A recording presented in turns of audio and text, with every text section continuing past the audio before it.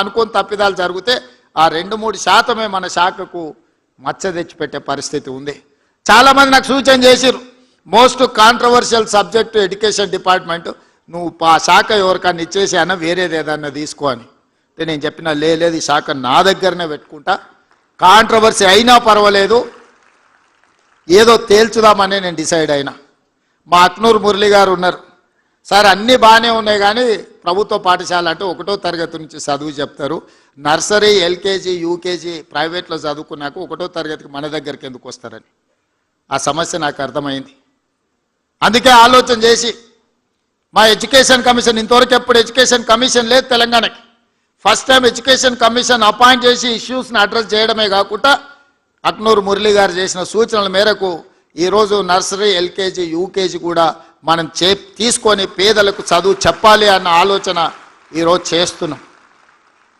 ఎందుకంటే ఈ 3 సంవత్సరాలు ప్రైవేట్ స్కూల్కి వెళ్ళిన పిల్లలు మళ్ళీ గవర్నమెంట్ స్కూల్కి రావాలి అని అంటే రాలేరు. పేదోళ్ళు కూలి పని చేయడానికి, ఉపాధి హామీ పనులు చేయడానికి సిద్ధపడి సంపాదించింది పిల్లల చదువుల కోసం ఖర్చు పెడుతున్నారు. పిల్లల చదువు పట్ల తల్లిదండ్రులకు శ్రద్ధ పెరిగింది. అవసరమైతే 10 రూపాయలు ఖర్చు పెట్టుకుంటాం, ఓ పూట తినకపోయినా సరే మా పిల్లలకు మంచి చదువు చెప్పించాలని ఈరోజు తల్లిదండ్రులలో ఒక చైతన్యం వచ్చింది. నేను అడుగుతున్నా ఈరోజు మా ఉపాధ్యాయులను, ఆ చదువు మనం చెప్పలేమా, ప్రైవేట్ స్కూళ్ళకి ఎందుకు పోవాలి వాళ్ళు పేదవాళ్ళని నేను అడుగుతున్నా. మన దగ్గర శక్తి లేదా, మన దగ్గర చిత్తశుద్ధి లేదా? ఈ ప్రభుత్వం మీరు అడిగితే ఇవ్వంది ఏమైనా ఉందా? అందుకే ఈరోజు ఈ వేదిక మీద నుంచి ఉపాధ్యాయులకు అందరికీ నా విజ్ఞప్తి ఒకటే, మనం ప్రతిన బూనుదాం, ప్రైవేట్ స్కూళ్ళ కంటే కార్పొరేట్ కాలేజీల కంటే నాణ్యమైన విద్యను పేదలకు అందిద్దాం. విద్య ఒక్కటే తలరాతను మారుస్తుంది. ఇవాళ పంచడానికి భూములు లేవు, పేదవాడు బాగుపడాలి, పేదవాడు సమాజంలో రాణించాలి అని అంటే విద్య ఒక్కటే ప్రామాణికం. ఇవాళ సిలికాన్ వ్యాలీని మన వాళ్ళు శాసిస్తున్నారంటే ఇంజనీరింగ్ గ్రాడ్యుయేట్స్ మన దగ్గర చదువుకున్నందుకే సిలికాన్ వ్యాలీని మనం ఈరోజు శాసిస్తున్నాం. దానికి కారణం విద్య. అందుకే ప్రపంచ దేశాలలో జరుగుతున్న మార్పులు చేర్పులను అన్నిటిని దృష్టిలో పెట్టుకొని ఈరోజు మనకు మనమే ఇక్కడ చదువుకోవడం కాదు, ఇతర దేశాలలో ప్రతి సంవత్సరం 200 మంది టీచర్లను సింగపూర్, సౌత్ కొరియా లాంటి దేశాలకు మిమ్మల్ని పంపించి అక్కడ విద్యను స్టడీ చేయడానికి మీ టీచర్లను విదేశాలకు పంపడానికి ఈరోజు మా ప్రభుత్వం నిర్ణయం తీసుకున్నది. మనం మన కోసం మనం పోటీ పడడం కాదు, మన పక్కలుండే ఊరును చూసి పోటీ కాదు, ప్రపంచ దేశాలతోనే విద్యలో మనం పోటీ పడాలి.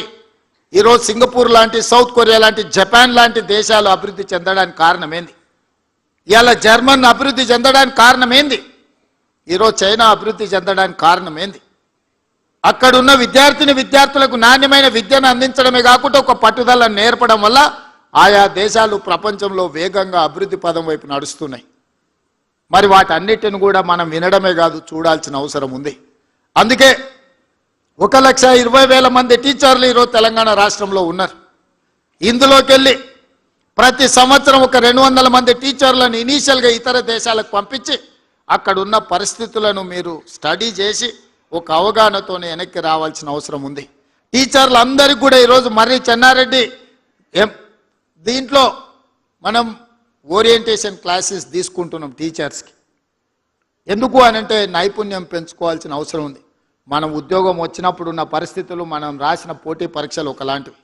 ఈరోజు ప్రతి సంవత్సరం విద్య మారుతుంది, విధానం మారుతుంది, ఎడ్యుకేషన్ పాలసీస్ మారుతున్నాయి.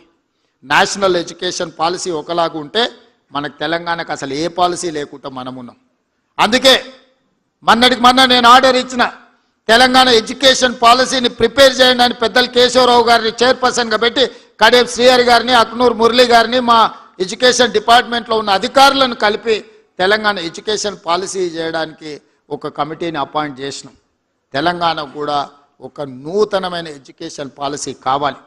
ఆ ఎడ్యుకేషన్ పాలసీ పేద పిల్లల జీవితాలలో వెలుగులు నింపాలి. అందుకే మిత్రులారా, ఈరోజు ఉత్తమ ఉపాధ్యాయులను అభినందించడమే కాకుండా వాళ్ళందరినీ కలవాలి, వాళ్ళతో మాట్లాడడం ద్వారా మీతో ఆలోచనలు పంచుకోవాలి. ఈ రాష్ట్ర ప్రభుత్వానికి నర్సరీ నుంచి 12th క్లాస్ వరకు, 12th తర్వాత ఆ పిల్లలకు విజ్డమ్ వస్తుంది. వాళ్ళు డాక్టర్ కావాలనుకుంటున్నారా, ఇంజనీర్ కావాలనుకుంటున్నారా, ఐఏఎస్ కావాలనుకుంటున్నారా, ఐపీఎస్ కావాలనుకుంటున్నారా. కానీ ఫౌండేషన్ లేకుండా మీరు అంతస్తులు కడతామంటే అది ఉపయోగం లేదు. Foundation is very important than